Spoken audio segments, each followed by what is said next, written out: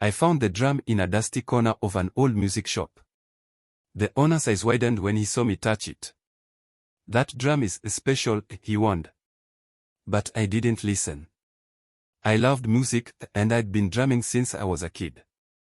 This one felt alive under my fingers, like it had a pulse of its own. I brought it home and set it in my room. When I struck the first beat, something strange happened. The air felt heavy, like I'd opened a door to another world. A chill crawled down my spine, and shadows seemed to shift on the walls. That night, I dreamed of people I'd never met and places I'd never been. Each face and place was as real as anything I'd ever seen. The drum wouldn't let me rest. Every time I played it, the dreams got clearer. One night, I saw my mother. She looked young, barely older than I was now. She was crying, but I couldn't see why. Then, as quickly as it came, the vision faded. The next day, I asked her if she'd ever felt trapped by life. She gave me a strange look, then laughed it off. But I could tell something was there, something she wasn't saying. That evening, I hit the drum again. The beat brought me back to her tears, but this time, I saw why. She was standing alone in a small room, hiding a letter from my father. I didn't know what it meant, but I felt the weight of a secret between us. I began playing every day, wanting answers. My hands moved on their own, pounding the drum in rhythms I'd never learned. Each beat showed me more of my family's past. I saw my father as a young man, lost and afraid. He'd always seemed strong to me, but the vision showed a different side. He was standing by a river, staring at his own reflection like he didn't know himself. The vision faded, leaving me shaken. I didn't know what my father had faced, but it was clear he'd hidden his struggles. I wanted to ask him, but I didn't know how to bring up something I'd only seen in a dream. Instead, I kept drumming, hoping the visions would show me more. Days turned into weeks, and the drum kept revealing parts of my family I'd never known. One night, I saw my grandfather, a man I barely remembered. He was surrounded by soldiers, wearing a uniform himself. He looked proud but scared. I could almost feel his fear as he marched forward. When I asked my dad about my grandfather's past, he grew quiet. He didn't like to talk about it, he said. I realized that the drum was showing me things my family had tried to leave behind. It felt heavy, knowing these secrets, but I couldn't stop. The drum pulled me back every night, deeper into my family's hidden past. Then, the drum showed me something new. I saw my little sister, years from now, sitting alone in her room, crying. Her face was twisted with worry. She was holding her phone, staring at a message with fear in her eyes. The vision faded, leaving me with a hollow feeling.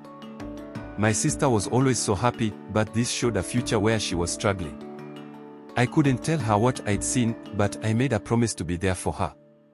Every time I played the drum now, I wondered if it would show me more of my family's future, moments I didn't want to see, but couldn't look away from.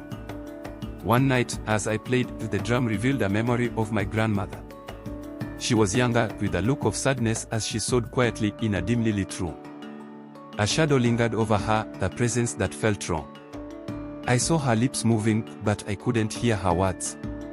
It was as if she was talking to someone who wasn't there. The vision faded, but her sadness stayed with me. I asked my mom if Grandma had ever felt alone. She looked surprised, then nodded. She went through a lot, Mom said softly. I didn't need to ask more.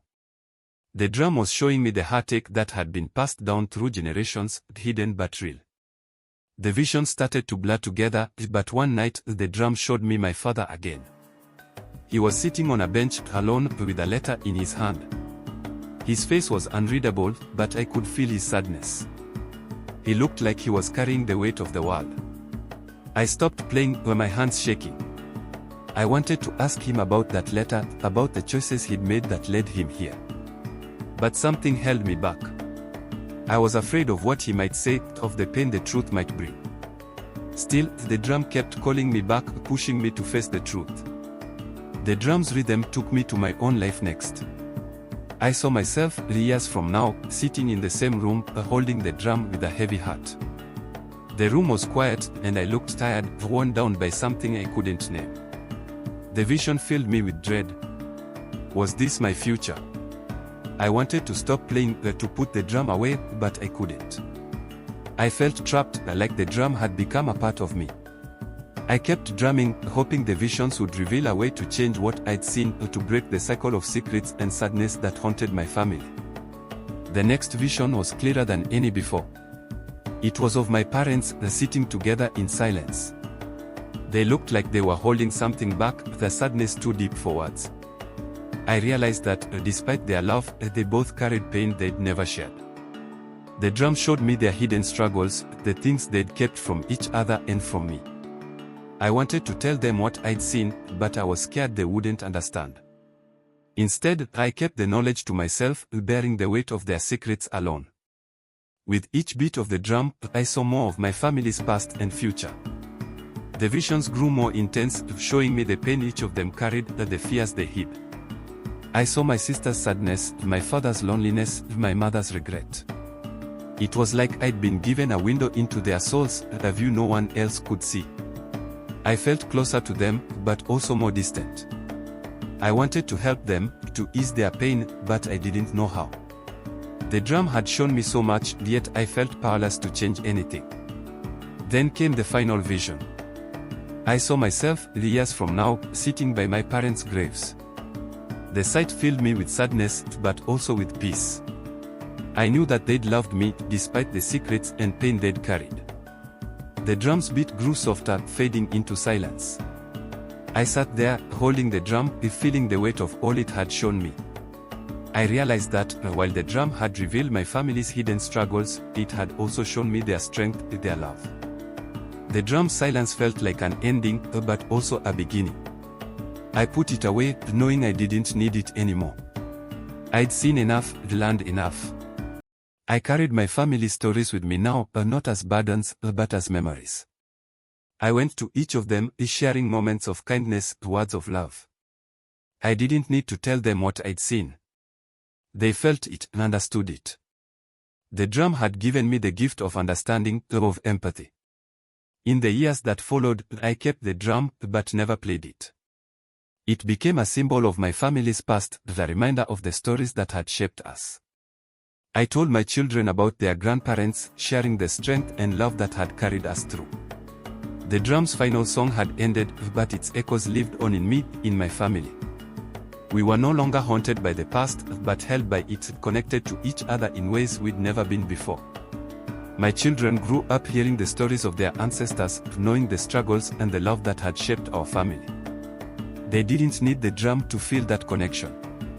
The drum song had done its work, revealing the ties that bound us, the love that had endured. I watched them grow, feeling a peace I'd never known before. The drum had given me a gift, one I could pass down without fear. Now, as I sit with my family, I know that the drum song will never truly end. It lives on in the love we share, the understanding we've gained. The secrets and sadness of the past are no longer hidden, but embraced, a part of who we are. The drum had shown me the truth of my family, and in that truth, I'd found peace. We were stronger, closer, bound by a love that even time couldn't break.